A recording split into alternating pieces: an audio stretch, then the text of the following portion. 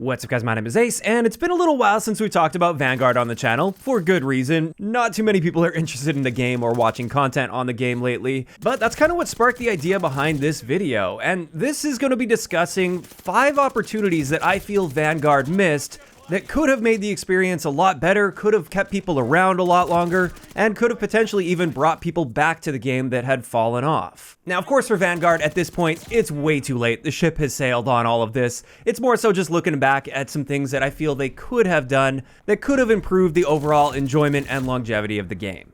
This isn't a list pointing out all of the problems and issues with Vanguard, and the things on this list definitely wouldn't have solved all of the issues by any means. It's more so just a handful of things that I feel they could have done to at least keep people playing around a little bit longer with the game, and maybe even re-attract some players if they added some of these down the road. And let's start off the list in no particular order. The first thing I'm going to talk about is the Specialist Strike Package. This is something I've brought up many times throughout the year because I really do feel like it would have made a huge difference when it comes to the overall enjoyment, longevity, and just variety within the gameplay experience. Now, for those that don't know, with Specialists, the way this works is instead of using kill streaks as you go on a streak in the same life, you earn perks up until you get your Specialist bonus, where you earn all the perks in the game. Now, with Vanguard, if they would have brought this in, they maybe would have had to limit some of the perks. Like, it might be a bit weird to have Intuition and High Alert. I don't know how that would work out. But just in general, having something like that where instead of going for kill streaks, you can just try to make yourself a super soldier and then use that power to try to get to the V2 rocket, I really miss that sort of gameplay experience. And it's something that I'm really surprised Vanguard didn't do, because we've seen Sledgehammer do this in the past. We had Specialists in COD World War II. Why not Vanguard? As for the next thing on my list, I feel like this is something a lot of people would agree with me on: the War Game Mode from COD World War II.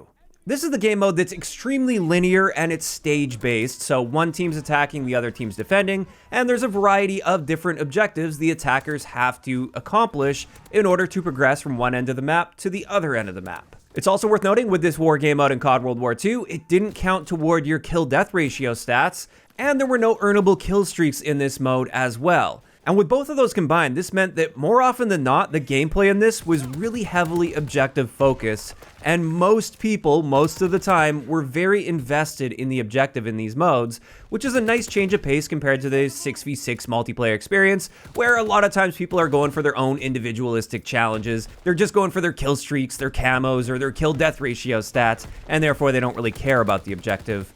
The War Game mode was a great change of pace, and I think a lot of people were expecting them to bring the War Game mode in, but instead, we got Arms Race, and that game mode didn't seem to go anywhere. I don't think it was very popular. In fact, we still only have literally one map to play with Arms Race. They didn't even continue support for that game mode. So I just feel like that was a huge missed opportunity. If they would have instead gone the war route, I think we would have seen a lot more people interested in playing that game mode, because it was quite a popular mode in COD World War II, and many people speak very positively of that mode. On a similar note, let's move on to the next thing that I feel was a big lost opportunity when it comes to Vanguard. This is the fact that they committed so heavily to Champion Hill when it was apparently a massive flop. Like, I didn't even touch it once the game launched. I had enough of it once the alpha was done with the game. And I think that was a pretty common sentiment in the community. Like, it was pretty clear that this mode wasn't going to go anywhere. And so the big missed opportunity in my eyes here is not pivoting toward gunfight. Champion Hill was supposed to be the next iteration of Gunfight. They were trying to change things up and reinvent the wheel when it comes to those smaller map, like 2v2 style game modes. And it obviously flopped, so why not return to what people were actually enjoying over the past couple years? And this is that Gunfight game mode, and perhaps even a face-off style game mode with small maps as well. That was something that was quite popular in Black Ops Cold War, where you're playing like 6v6 on those tiny maps. And I feel like that's something that definitely could have kept a lot more people around a lot longer if they would have just taken the L with Champion Hill and pivoted toward gunfight / face-off. As for the fourth missed opportunity on my list, this is once again in the game mode topic. That's something that Vanguard's really been lacking in, is unique game mode and gameplay experiences. That's one of the reasons it got stale so fast. But with this point, I wanted to mention party game modes. At this point, I think we're about 10 months into the life cycle of Vanguard, and we've still only seen one party game mode, and that is Gun Game. And while it's nice that they finally brought Gun Game into the mix, that's all we've seen. Normally, we would have seen like Infected and One in the Chamber, maybe even Prop Hunt. And yet with Vanguard, we just never got those game modes, and I feel like that could have made a very big difference when it comes to longevity with the game. One of the reasons I don't really play Vanguard a whole lot anymore, it's not necessarily that I just despise the gameplay experience. I actually kind of like the core gameplay, but it just got stale and there was no fresh experiences. There was no different ways to approach and play the game. And having these party game modes that play nothing like the other experiences and offer that change of pace would have gone a very long way in Vanguard, especially with the Infected game mode. This is a game mode that I love going to when I'm just looking for like the most chill experience possible, where I like going on a streak and surviving and killing the infected players, but if I get killed, I don't really mind because I like being an infected player. I like charging people with a throwing knife and finding unique routes and jump spots to get to the people that are camping up in a location. So once again, this is just an area that I see as a huge missed opportunity for Vanguard that could have significantly improved my overall playtime in the game. And then finally, for number 5 on my list here, a big missed opportunity with Vanguard that I'm shocked that they didn't bring into the game. I was actually fully expecting it to be there at launch, but then when it wasn't, I was thinking, oh, they'll bring it eventually, and they never did. This is a firing range. The reason I expected this so much with Vanguard is this was Sledgehammer's first big innovation that brought something really unique to the Call of Duty franchise. They were the first studio to create this firing range for multiplayer with Advanced Warfare, and they also brought it back for COD World War II. So this firing range is sort of Sledgehammer's baby. It's their thing. It's what they brought to the franchise, and yet they never brought it to Vanguard. And I just feel like, especially with how complex the gunsmith system got in Vanguard, it would have made a big difference to have that firing range available so that we could test out our different builds a lot more efficiently, a lot more effectively.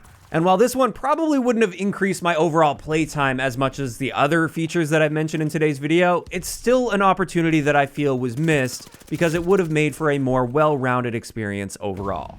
And with that, that's going to wrap it up for today's video on 5 big opportunities that I feel Vanguard missed out on that I feel could have massively improved the overall enjoyment and longevity of the game. And the crazy thing about this list is none of this is revolutionary. I don't think it would have taken a whole lot of resources or thought to put this together because all of these are features and elements that we've seen in many previous Call of Duty games. They definitely didn't have to reinvent the wheel or anything. They just needed to bring a lot of the features and modes and items that we would expect to see in a Call of Duty game at this point. And they simply never did, and it honestly felt like they just sort of gave up on the game instead of at least trying to implement some of these older features that people would have really appreciated, and it could have kept a lot of the Vanguard fans around a lot longer. Now, of course, this is just my list, and I'm curious to hear what you guys think in the comment section down below. What other kinds of features or elements or game modes do you think that Vanguard could have brought in post-launch that could have improved the overall experience and longevity with the game, at least for those that do enjoy the game to some degree? Obviously, for the people that despise everything there is about Vanguard, there's no bringing them back, and that's totally fine. This is more so things that could have kept people around that actually enjoyed Vanguard, at least to some degree. If you enjoyed the video, a like rating is always appreciated, and don't forget to subscribe for more if you haven't already. I'll talk to you guys next time.